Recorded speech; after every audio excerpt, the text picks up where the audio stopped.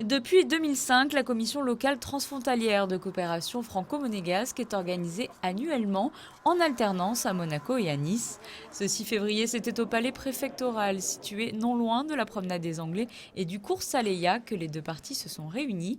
Elle a pour vocation de traiter les dossiers du quotidien et de bon voisinage, notamment en matière de transport, d'aménagement, d'affaires sociales et d'environnement.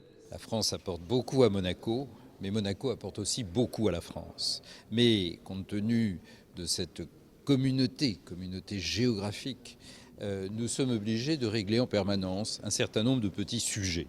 Alors ça se fait évidemment sur un plan, je dirais, quotidien, entre les différents services de la Principauté, les différents services de l'État, dans la région PACA et dans les Alpes-Maritimes, mais c'est bien de faire un point général, de s'obliger 2 fois par an à traiter de tout sous le regard et avec la contribution de tous les services et de toutes les collectivités territoriales. Un traitement concret des dossiers avec l'ensemble des acteurs impliqués.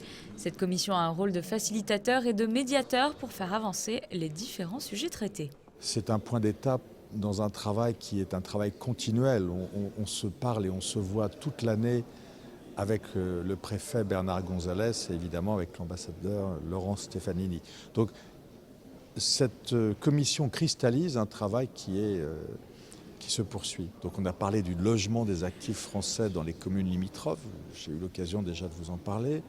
Nous avons parlé du réseau ferroviaire et de l'accès à la gare de Monaco pour les personnes qui viennent en train. Nous avons parlé du refuge pour les animaux, la SPA. Nous avons parlé du détachement des travailleurs des sociétés monégasques, notamment dans le transport routier, qui font du cabotage sur le département des Alpes-Maritimes. Voilà des sujets très concrets sur lesquels, avec nos collègues français, nous trouvons toujours des solutions ou en tous les cas, nous mettons en place des groupes de travail qui devraient permettre à terme de trouver des solutions. Pour moi, cette commission était très importante parce que c'est la première à laquelle je participe depuis mon arrivée dans les Alpes-Maritimes.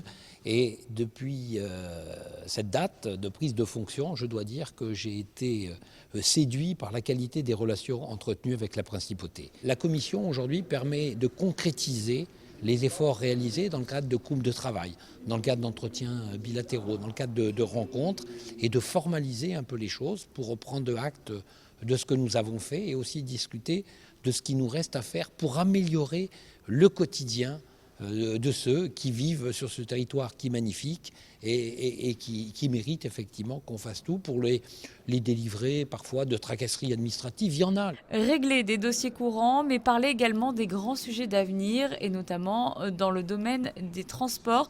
Voici tout l'enjeu de cette commission. Ce jour était évoquée par exemple la question d'une possible liaison maritime entre Nice et Monaco.